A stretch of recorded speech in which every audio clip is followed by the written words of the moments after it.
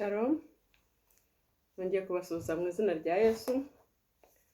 Ni ngewe wa mumama tumenyeranye kuri channel ya Shiro Barakari. Muri ino minsi hasigaye hacamo igihe hari tutabonanye kubera impamvu zitanturutseho, ariko reka ntangire nshima Imana impaye n'umwanya wo kugaruka kongera kubonana n'inshuti zanjye n'ababasha kunkurikira. Dusenga Imana. Ndagushima Uwiteka Imana yacu, Data mwiza ndakunezeye kuri uno mwanya. Shimye neza n'urukundo rwawe, shimye kugira neza kwawe no gukiranuka. Ndagushima kubw'uno mwanya umpaye Data. Reka izina ryawe ryiheshe icyubahiro hano hantu, Mwami wanjye. Reka buri wese uzankurikira uzabashe kumuha umugisha. Reka ubuhamya ngiye kuhatangira Uwiteka Mana buzagire aho buzakura, buri wese uzabasha kuhumva, buzahembura imitima myinshi Data. Nuko ndakwinginze kugira ngo nkurireho umugisha n'abazankurikira uzabaha umugisha. Bisaze neza mu izina rya Yesu murakoze. Amina. Nanjye rero nshima Imana, nshimira ababasha kunkurikira baciye kuri channel. Ubushize nari naciye kuri channel yanjye ntanga ubutumwa Imana yari yampaye. Ubwo rero uyu munsi nongeye kugaruka kuvuga ineza y'Imana. Numvishije nabaho ubuhamya hari hagiye nigeze ntanga ubuhamya ntangaho igice, ariko nsa nk'uca amarenga hari numvaga bahaye ubuhamya bwanjye byarushaho wenda kugira abo byafasha. Ubuzima bwawe numvishe nabusangiza n'abandi bantu, ariko rero reka mbanze nibwire abantu ariko batanze. Hari abantu benshi bamaze kumenyera, ku batari bankurikira. Izina ryanjye yitwa Mukarugira Valentine, ndi umubyeyi Imana yagiriye neza. Mfite umutware n'abana 3. Ubwo nabwo navuga ngo ni ineza y'Imana. Imana rero duhana umugisha. Urumva ubuhamya bwanjye hari nava imuzi, nkabuvuga bwose ko nzi ko hari abo buzafasha. Umuntu afashwa n'ubuhamya akurikije wenda se nawe ubuzima bwaciyemo, cyangwa se n'ibyo wenda ajya abona hano cyangwa yumva n'abandi, ariko ibi ngibi ngiye kubabwira ni ibyanjye. Ndi umubyeyi rero ho mu murungu umaze kuba umumama ukuze, ariko nabayeho ndi umwana mutoya. Ndi umwana mutoya mu buto bwanjye, sinigeze ngira umugisha wo kurerwa n'ababyeyi banjye. Mama ndibuka ko abandeze bajyaga bambwira ko basize mfite imyaka 3, hagati y'imyaka 3 n'ine. Ubwo nuko kuvuga imyaka 3 cyangwa 4, byari igihe nkurikije wenda uko niza rigiye mvuga ko nine, kuko nibuka ko hari byinshi njya nibuka mama akiriho. Papa wese nabashe kumubona kuko icyo gihe mama yarapfuye, aho twari dusiga kwa muyomba cyangwa kwa musaza wa mama. Aho rero mama akimara gupfa twarereye aho ngaho, njye na mukuru wanjye. Nafite mukuru wanjye umwe, twavutse turi abana 3. Bamwe ko twavutse turi abana 3 ariko umwe agapfa w'umuhungu. Ubwo nabaye aho ngaho kwa marume, niko tubyita mu Kinyarwanda. Mu Giswahili ni kwa muyomba. Mbaho igihe cyo gutangira ishuri kiragera. Narize ngira mu mwaka wa 4. Umwaka wa 4 ukimara kugera nagize ikibazo cy'uko ntabasha gukomeza kwiga, kuko wanyishyuriraga yaramaze kuvuga ko atazongera kundihirira. Urumva nari nkiri mu mashuri abanza ari bita primaire. Nagira umugisha rero wo kuba naririwe n'imiryango yabafashaga icyo gihe abana b'imfubyi, barandihirira ndiga ndangiza primaire. Icyo gihe primaire yajyaga irangira mu mwaka wa 8, nibwo nize muri icyo gihe ndakomeza nza kurangiza. Sinagize umugisha wo gutsinda amashuri yisumbuye. Icyo gihe nize ishuri bitaga Serayi, ryari ishuri ry'imyuga. Ndigaho bita kuri Saint Andre, Kigali ni hari Nyamirambo, niho nize. Nza kuyirangiza, ariko mbere yuko nyirangizaho gatoya naje kuyica mugeze umwaka wa 2. Icyo gihe wenda se ndibuvugaho byinshi, ariko nageze mu mwaka wa 2 nza kugira ikibazo noneho cyaho kuba. Icyo gihe umubyeyi wanderaga yambwiye ko atakishoboye kundera, ngomba kuva mu rugo rwe nkagenda. Nari nkiri mutoya, ndumva ntari nakagera no myaka hari na 18, nari nkiri muto. Imyaka yose nyibuka neza nari mfite, ariko ndibuka ko ushaka kuba ari nko muri 16, 15 gutyo ngereranije, ko nari ndi muri sare mu mwaka wa 2. ubwo byabaye ngombwa ku ishuri ndivamo kubera kubura aho mba, njya ku mwarimu umwe wanyigishije muri primaire umwaka wa 6, nimba ntibeshye ndumva ari uwo mwaka yari yanyigishijemo, yari umumama. Naje kumutekereza kuko amateka yanjye yari ayazi mu ishuri, yari azi ko nize nta babyeyi ngira. Yaje kumbwira ko nimba mbuze uburyo bwo kubaho, ko numvaga ntashaka kwijyanirika cyangwa ngo njye kuraraguza cyangwa njye gukora akazi ko mu gusa, ko sinagakundaga, nakangaga cyane. Ubwo nagiyeyo arambwira ati rwose ngo nucare hano nzakorera nk'umwana wanjye. Nkimara kugerayo yirukanye umukozi yari afite w'umuhungu, yari afite abakozi 2, aramwirukana. Arumva nasimba umukozi wo mu rugo nyine ya mirimo yakoraga kugira ngo bashe kuntunga n'ibyo yasigaye nyikora. Yari umwarimu kazi nkajya mugemurira, noneho aho nagemuraga mbona ni kure, natekereza ibyo kindi ndimo. Nagiye gusimbura umukozi wo mu rugo n'ishuri nkaba naretse, numva ubuzima bwanjye mbese busa nkaho buhagaze. Ntekereza ku mubyeyi wambyaye, kandi najyaga mvuga mama yambyaye nubwo atabashe kundera, ariko nk'umwana w'umukobwa nzahesha mama icyubahiro. Ubwo naratekereje, noneho ndavuga nti ibyo byose ubwo bimeze gutya, ngewe ndumva nasubira mu rugo, nkagenda nkasubirayo. Nkagenda nkabwira muyomba ko ari wonyine marume, ngewe ngarutse ntashaka kuzarirwa nk'umwana w'ikirara. Nafashe umwanya nsubirayo, ndamubwira nti ngiye ngarutse mu rugo kandi nshaka gukomeza kwiga. Nyine yasubiyeyo, ntiyigeze ampakana cyangwa yemere ko ngewe nasubiye mu rugo. Ndavase nshaka umwana w'ikirara, ibyo byose aho mama yasize ni naho nzagwa. Nguma aho ngaho, ubuzima burakomeza, nsubira muri wa muryango nyine wandihiraga bampa imyenda y'ishuri, nsubira ku ishuri ndiga ndarangiza. Ubwo igihe cyarageze mu kurangiza kwanjye nyine sinigeze ngira umugisha kubona ngo mpite mbona akazi. Gusa nsubiye inyuma gatoya, mu gihe cyo kurangiza, najya nkunda Imana cyane. Nari narihaye Imana muri icyo gihe, ntangiye kwiga ibintu by'abarejiyo, nkajya njya mu barejiyo, ngeraho naho ngura Bibiliya y'ivanjiri ntoya.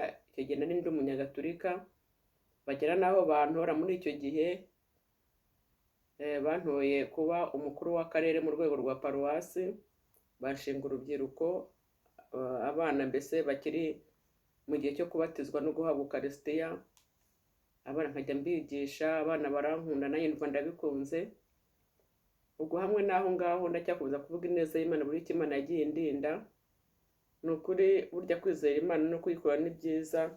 Aha ndakuvuga cyane cyane ku rwego rujyanye n'urubyiruko rwinshi rugiye rugira nk'ibibazo, ugasanga wenda urubyiruko rurihebye, rukibaza imibereho, ariko umuntu yihanganye Imana imugirira neza. Aho ngaho nabonye ukuboko kw'Imana. Imana yarafashe ndiga ndarangiza primaire, nabyo mushaka igitangaza kuko muri iki gihe ushobora kuba udafite umubyeyi, ariko kugira ngo ujye kwiga bikaba bikugoye, cyangwa se ukajya kwiyandarika, cyangwa se ukajya kuba hanze wenda kubutirika n'ubwo ubuzima bunaniye, mbuze ubu byose bwo kubaho, ukajya kwiyandarika hanze, ugasanga ubuzima burakunaniye. Ko aho ngaho Imana yarahandindiye, mbasha kwiga no kurangiza. Imana impa imbaraga zo kwinjira mu murimo wayo nkiri mutoya, nubwo nabikoraga ntazi ko ari umurimo w'Imana, gukora kuri byabo byose. Numvaga narakuze bantingiye nzakunda Imana kandi nyikorera.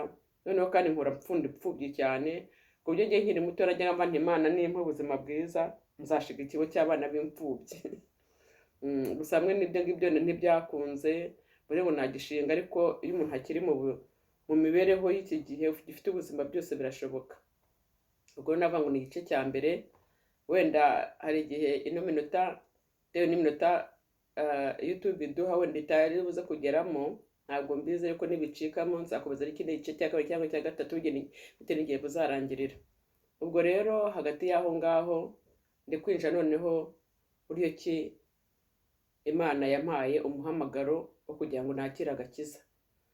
Imana ikimpa umuhamagaro wo kugira ngo nakire agakiza, ndibuka ko nari naraye ku mudamu w'inshuti yanjye waje kunsaba mu rugo, ambwira ko najya kumuraza ko umugabo ntiwari uhari. Icyo gihe yaragiye muri misiyo y'akazi, yaragiye ari nijoro. Numva ijwi rimpamagara mu izina rimwe ngo ngomba guhindura uburyo najyaga senga, nkasenga nk'uko abarokore basenga. Ubwo nupfa ngo nahise mfukama aho ngaho ndasenga, ndasenga rwose bihagije ku buryo nahereye nijoro hagati mu ijoro nkumva iryo jwi, nagejeje mu gitondo mu ma saa 11 nkisenga. Umudamu twari twaranye muri ino zambwa ati se Valentine, ati ko numva nawe ushobora kuba wabaye umusazi nkuko ba abantu bajya basenga tujya duseka ko ari abasazi. Ubwo bwarakeye njya ku ishuri nyine, ubwo urumva hose aho muri icyo gihe nageze mu mwaka wa 3, hari umukobwa w'inshuti yanjye oya njye nigaga mu wa 2, umukobwa w'inshuti yanjye yigaga mu wa 3. Ubwo rero byasabye ko njya kumushaka kugira ngo azagende ku rusengero rw'abarokore. Njyayo mubwira ibyaraye bimbayeho nijoro, anyemera kuzagera ku rusengero. Ni ukuri twari dutuye hafi y'urusengero ko natinyaga abarokore cyane, uri ubwo nacaga ku rusengero nahacaga mvuduka. Ubwo ariko kubera ineza y'Imana yangendagaho, Imana yarampamagaye nditaba nanjye. Nahamagaye ku wa 5, ku wa 4, ku wa 5, ku wa 6 ndasiba, ku cyumweru nibwo nagiye gusenga. Nimara kujya mu rusengero rero, kuko Imana umva ko yari amaze kumpamagara, kandi rwose nafashe igihe cyo gutekereza ikintu cyarambase cyane n'ishapure none nabashe kwihana. Ishapure nazifite ari ebyiri y'iroze n'iy'umweru, ko najyaga mvuga rozari buri munsi. Ubwo kumara kugera ku rusengero bahamaga bajya kwihana, nanjye ndagenda. Ariko mu by'ukuri urebye nayo nihanye muri iryo joro, nihanye gusenga ibigirwamana, nibyo byarumvaga byarambase, kandi nabyo nigishaga nabo nigishaga nyine urwo rubyiruko. Imana yangiriye neza, ni ukuri numva Imana rero gushimwa. Muhamya njya mvuga nkavuga ineza y'Imana, ibyo yankoreye. Imana yangiriye neza kuba yarampamagaye, nanjye nkabona agakiza, nanjye nkabasha gukurikira Imana nyamana. Imana nishimwe.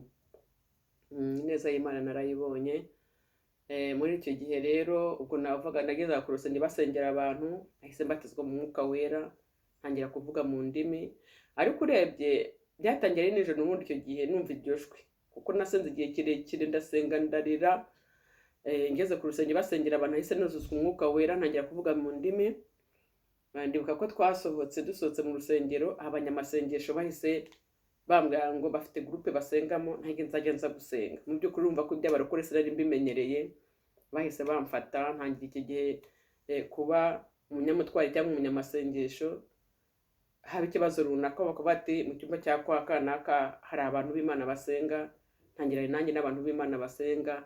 Aho ngana avuga ngo nashimye Imana cyane, kuko Imana bwo yagiye ifatanira, ko yandindaga kwijyana mu buzima bwo mu isi, kujya kurikije n'ubuzima nari mfite. Hari se nabaga nakwemerwa no kujya gushaka kwibanira n'imibereho y'abahungu, dore ko aho twari dutuye byari byoroshye ko abana benshi b'abakobwa hari ababaga biyandirika nyine batazi Imana. Ariko shima Imana ko yamfashe, Imana ikamfata ikankomeza ntari nigaragura mu byaha cyane. Ibyo ngibyo numva ari ishimwe. Shima Imana. Imana ni ukuri numva nyihishimwe rikomeye cyane. Ndashima Imana kuko Imana yangiriye neza. Imana yari yandinze impagakiza. Imana yampaye ubugingo buhoraho bw'iteka. Nzabona Imana imba nkomeje kwihangana. Mu bukobwa bwanjye naciyemo no mu bubyeyi bwanjye nihangana. Ni ukuri bantu munkurikiye inshuti zanjye, navuga ngo Imana izikurinda. Imana igikurinda mu bihe bikomeye. Imana igikurinda ubwira ko wowe utazwi, ubwira ko nta mibereho. Imana ikarinda umuntu. Ndashima ko Imana yankuye mu gihe cyanjye cy'ubukobwa. Ndashima ko Imana yampaye agakiza muri icyo gihe cyari igihe kingoye.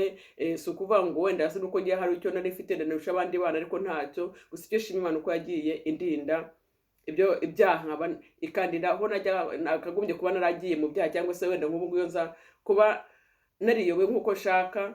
Wenda ubu ngubu wenda naba narabyaye n'abana bavuka, cyangwa se nkatwara inda zitateganyijwe. Ndashima Imana kubyo byose Imana yagiye ibindindiramo, kubwo kubaha Imana no kuyitegereza, kubwo kwihangana. Nagiye nca mu buzima rwose bungoye cyane. Muri icyo gihe ndi umwana wo munsi y'imyaka nka 18, za 13, 14 gutyo. Nagiye mba mu buzima nubwo nabaga mu buzima kuva wenda ngo navukiye za Kigali, ariko nabaga mu buzima rimwe rimwe bungoye. Usanga kenshi ndajya gusoroma nk'imboga, nkakurikira abantu bajya ahantu bajya kuzigura mu mirima, ntajye nkabakurikira, nkagenda nkasoroma, nkaza nkiri umwana mutoya nshaka amafaranga. Bani amafaranga nagura amakenda ko kwambara, naguramo se nk'amakayi, bindinda kugira ngo mbe nakwijya kwishora mu buraya. Kuko icyo gihe hari habo n'abahungu banashuka, ugasanga umuhungu aravuga ati rwose uzaze kunzura cyangwa se nzagusohokane. Noneho ukibaza buryo cyo usohokana n'umwana w'umuhungu, kuko nabyirutse mbona abana b'abakobwa bamwe usanga umwana ahetse nk'umwaka w'umukanaka nta mugabo agira. Numvaga mu buzima bwanjye ntinya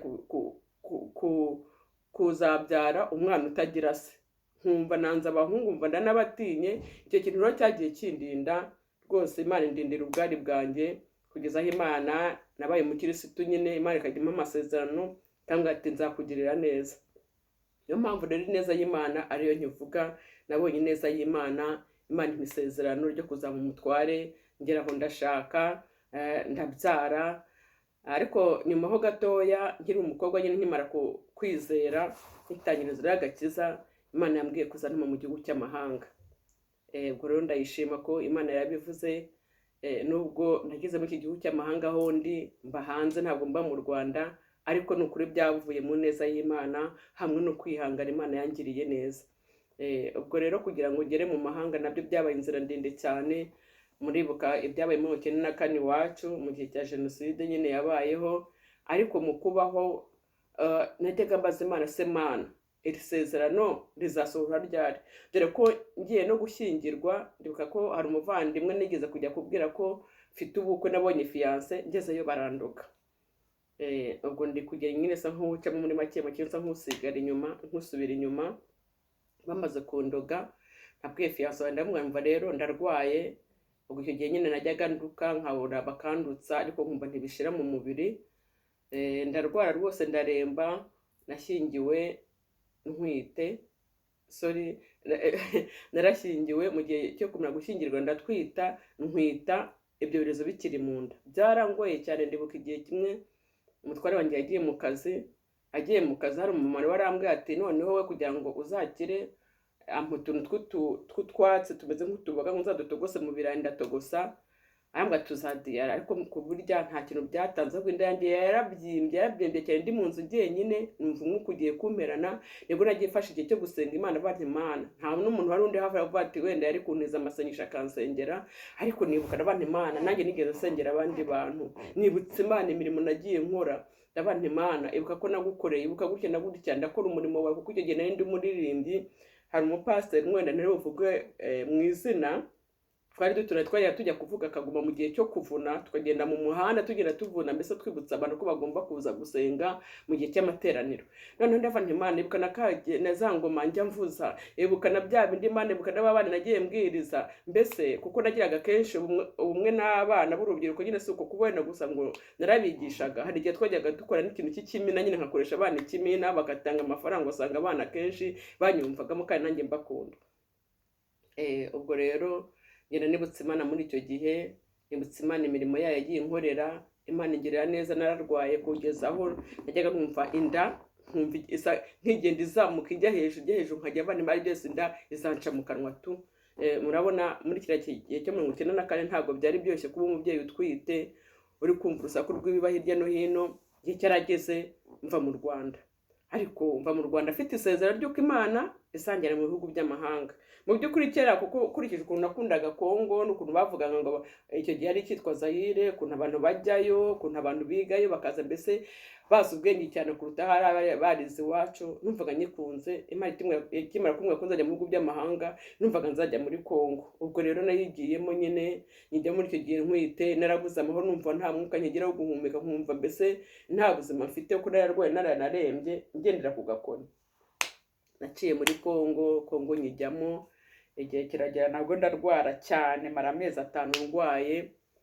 Aho ngaho Imana yongeye kuhanyibukiza isezerano ryayo ko n'ubundi nzajya mu mahanga, inyereka mu gihugu naragiyemo. Icyo gihe yanyerekaga muri Amerika, muri Texas. Nza kubaza umudamu wabaga muri Kongo, base hano ko ngiye kubona igihugu cya Texas. Ahangaha hari ahantu hitwa Texas, hari rumva nyine ngewe ntabyo nari nzi ko ntaragera hanze. Arambwira ati reka da, ati Texas ni leta yo muri Amerika. Ubwo rero twaje kuva twari turi, nkimara kuva mu bitaro, ndibuka ko dogiteri yarampaye umwaka muzima ngomba kubaho nta kintu nkora, mbese ni mu gihe cy'ikiruhuko cyo kuba mu rugo. Ariko mwumve ngo byari bingoye cyane. Nabaye muri ubwo buzima bwo kuba mu rugo, ariko ndeba buryo cy'umubyeyi abaho mu rugo n'abana nta kazi. Ndabana ibyo ari byo byose, reka nihangane njye ku icyo gihe umutware wanjye atari mu rugo ngiye ku isoko. Ndibuka ko byananiye kuza ngo ngere mu rugo, nicara ahantu ndaruhuka, nza nyine gukoresha guforosa ngera mu rugo. Ndibuka ko namaze igihe cyane nta nasohoka mu rugo. Ubwo rero muri icyo gihe nibwo Imana yaje kongera kumpishurira ko ngomba kujya mbese mu gace tukimuka mu gace twari turimo kugira ngo isezerano rye ryo kujya i Burayi risohore.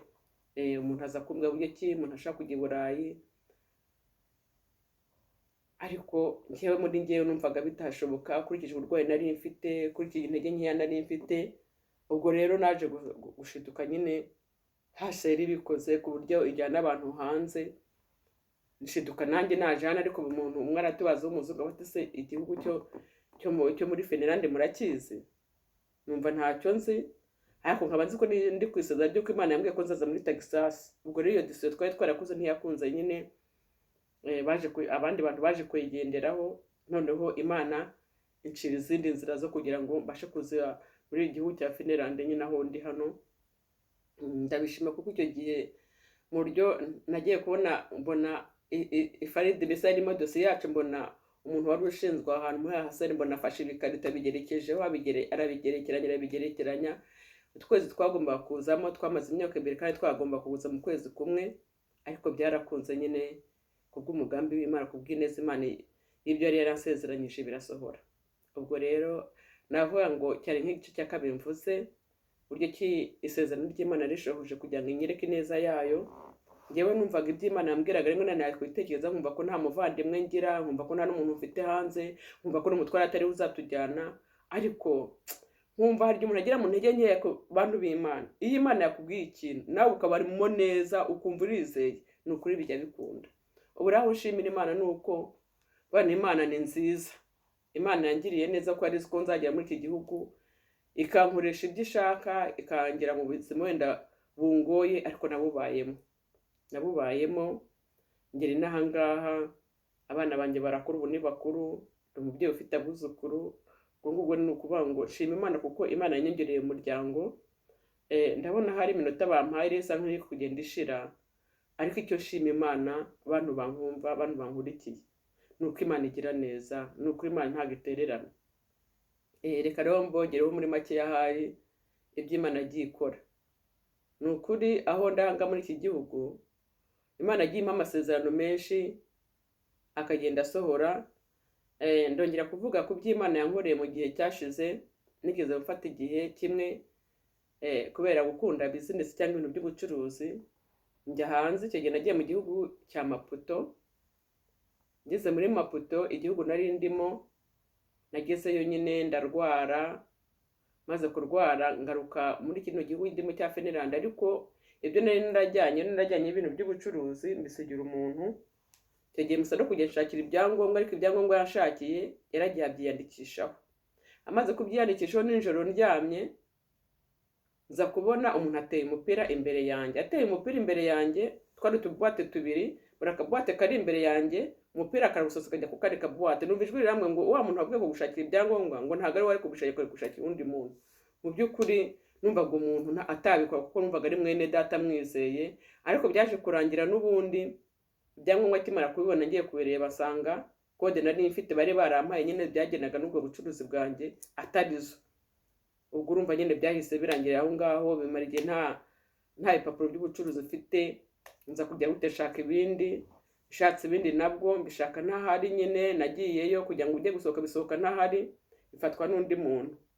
Ubwo mu kugira ngo bifatwe n'undi muntu nabwo nabaye igihe kinini ndwaye.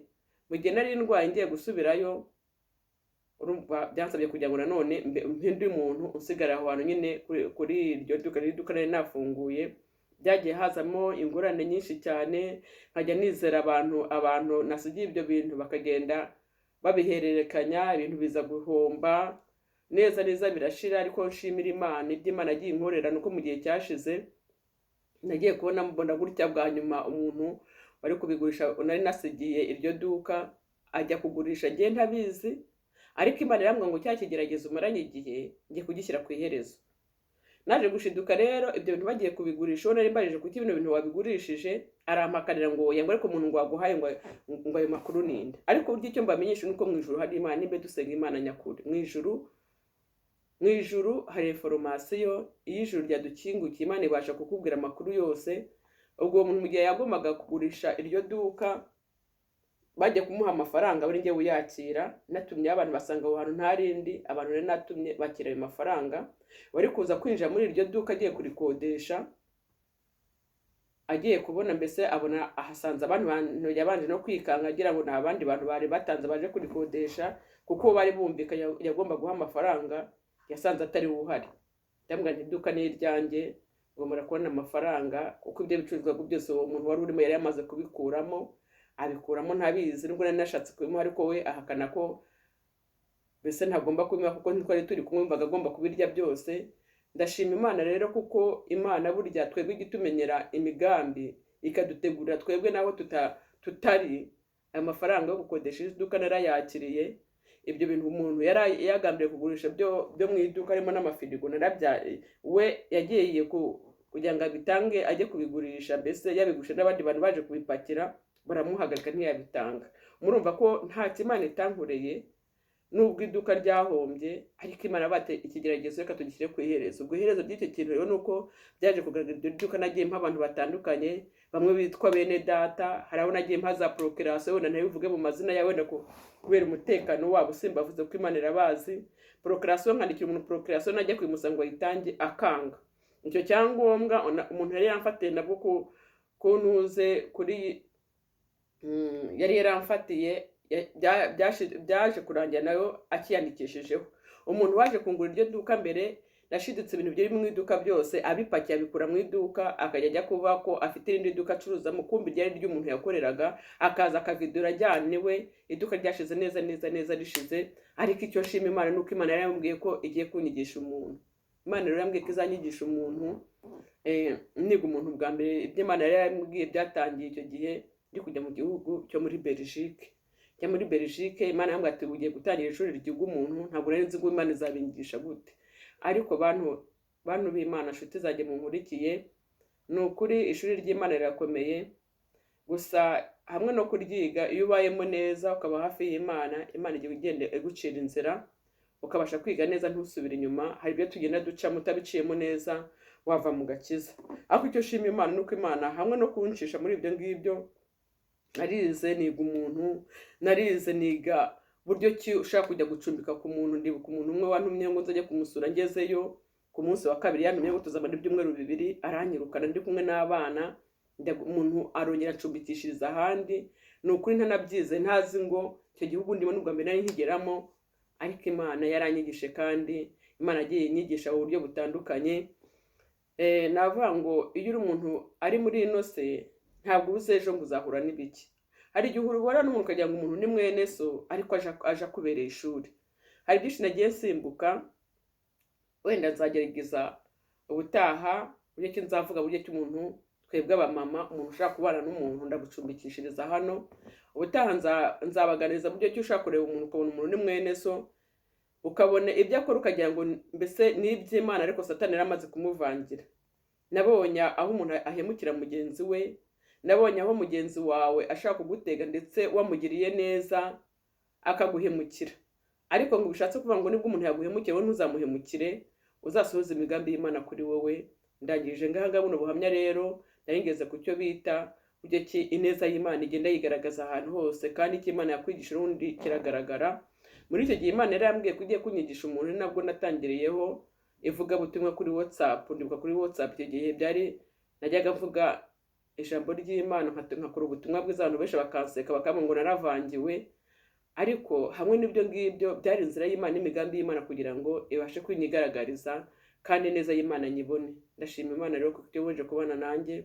Ndashima Imana ko uyu munsi wa none nkibasha nanjye kuba navuga abantu bakankurikira, nubwo nagiye mpura n'ibikomeye. Navuye ko ari aho nabaye nkaba mu burwayi burenze amezi 5 nkifite abana bato ari impinja, naho Imana yarahambereye igenda ifasha kandi ngira abarwaza icyo gihe